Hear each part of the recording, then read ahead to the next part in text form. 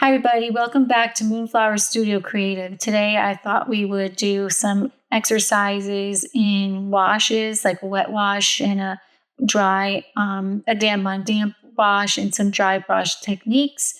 I'm going to do it by painting some beautiful grapes. And I found my images for reference on unsplash.com. Just type in grape bunch and you will find a lot. And I'm trying to draw this a little bit bigger because I tend to draw small and I want to make it a little bit bigger for you. I'm using a cold press paper by Winsor and Newton, 140 pound. And it is, you can see that it's kind of rough. So we need that, or I like that for this technique.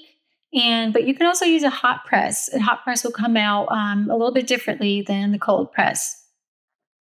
And I'm using a Winsor and Newton light blue pencil to draw in my grapes. And they kind of look like a big triangle shape. So I'm drawing some grapes in the middle. That would be in the foreground. And then you start drawing some grapes on the sides. And I used the reference painting, or I should say image from Unsplash as a reference. I don't copy it exactly. My reference photo here is from unsplash.com. It's free to use. But I still, even though it's free to use commercially, I still draw my own design. It's like a triangular shape. I'm using a Winsor and Newton light blue watercolor pencil here. And I did erase a little bit. I don't recommend erasing too much on watercolor paper. You could draw it somewhere else and then transfer it with a graphite paper. That would be good as well.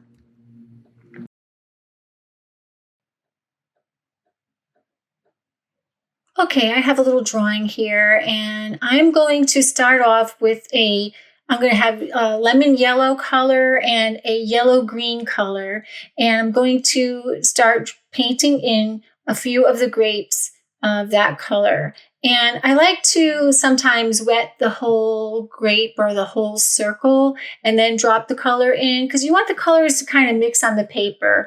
You don't always want to mix them separately in your palette.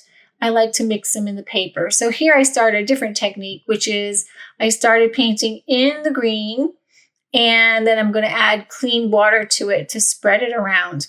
And I realized that my paintbrush is dirty. It already had some paint on it, so I needed to dab that away while it's still wet. And I'm going to just add in my yellow green. It's very light, watery wash because I want the paint to be light because we're going to do a few layers of paint on this demonstration.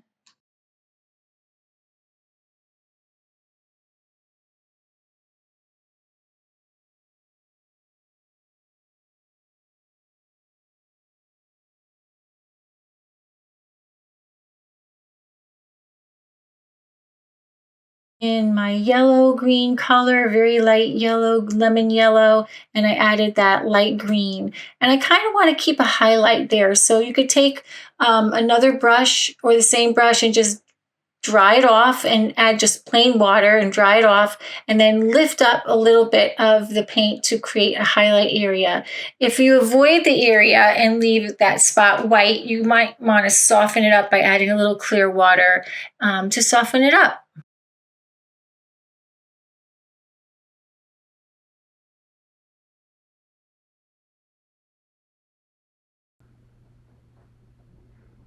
All right, I'm just speeding up the section a little bit because it's kind of repetitive and I don't want to bore you to tears, but I'm just doing the same thing over and over again. And repetition is a good thing. So the more you do this technique, the more you learn about your watercolors, how it reacts to the paper, how you work yourself. And like right now, my art studio I think is super hot because it's like 90 degrees out or higher, and I don't have air conditioning, so that my paint is drying super fast.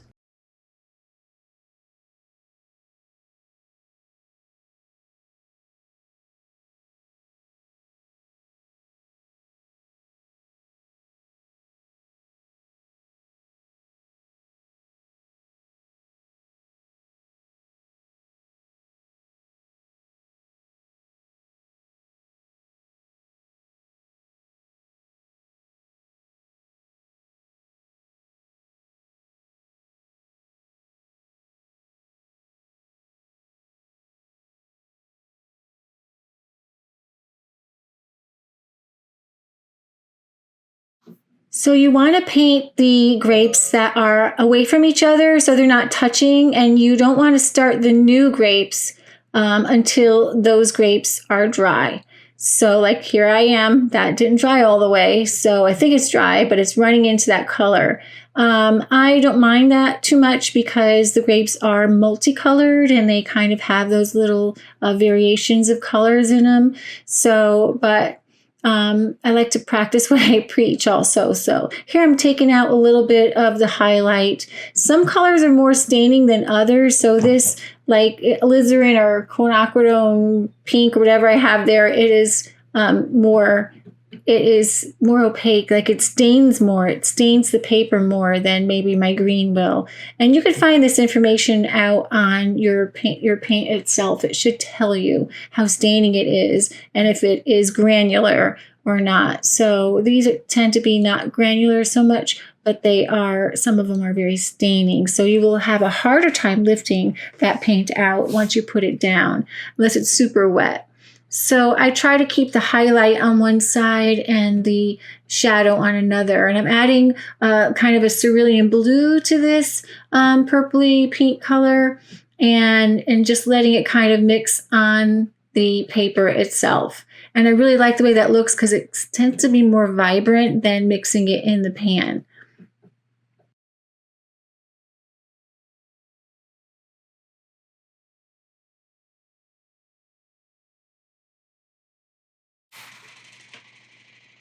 All right, I'm going to go ahead and paint some of these other grapes in, and I realize that it appears that my green grapes are dry, and I think they're dry, but they really are not. So you'll see that in a minute. Here I'm just wiping away. I added more color, and I wiped away on the reflective edge of the grape.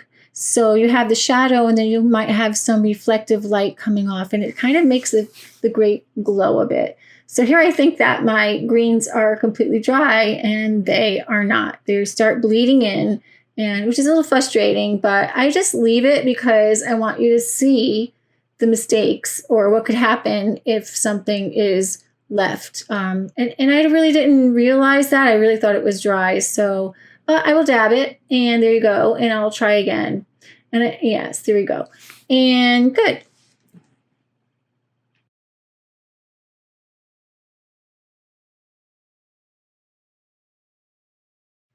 All right, I'm going to go for a darker color, and you can see that some of that pink bled into the grape above it. I kept it very light and going to let that dry a little bit longer. I can be very impatient sometimes, and I think something is dry, but just give it, if you even have a hot hair dryer nearby, that might help because get it to almost dry and then hit it with the hair dryer just to be sure. And I didn't have one near me, and I probably should have used it.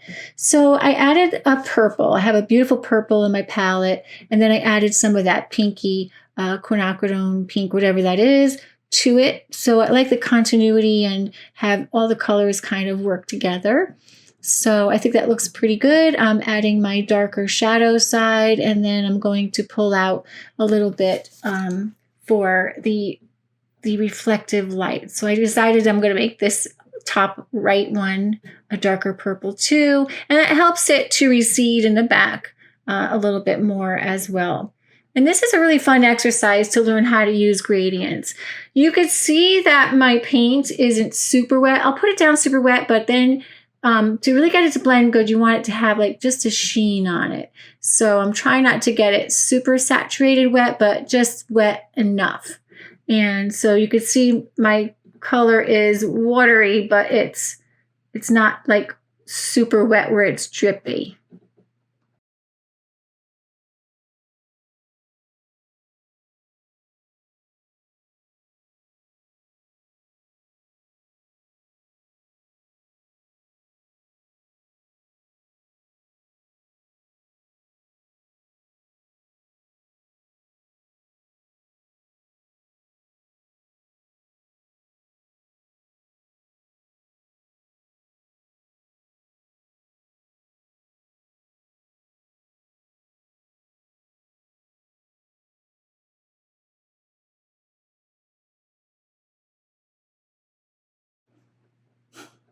I'm just going to move around my painting and add, just keep working on the grapes by coloring in more grapes with different values and colors to make it more interesting.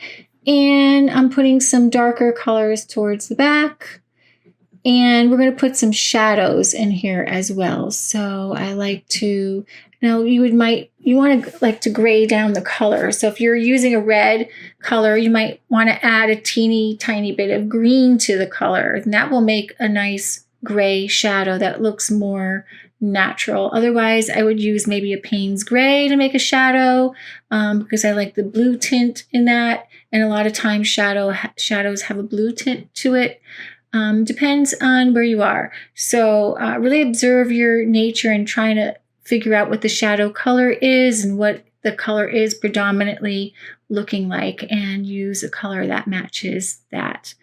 And I'm just going to finish up adding the rest of the grapes. We're going to use the same technique. That's a little too wet. We're going to let it dry just a little bit and add more color.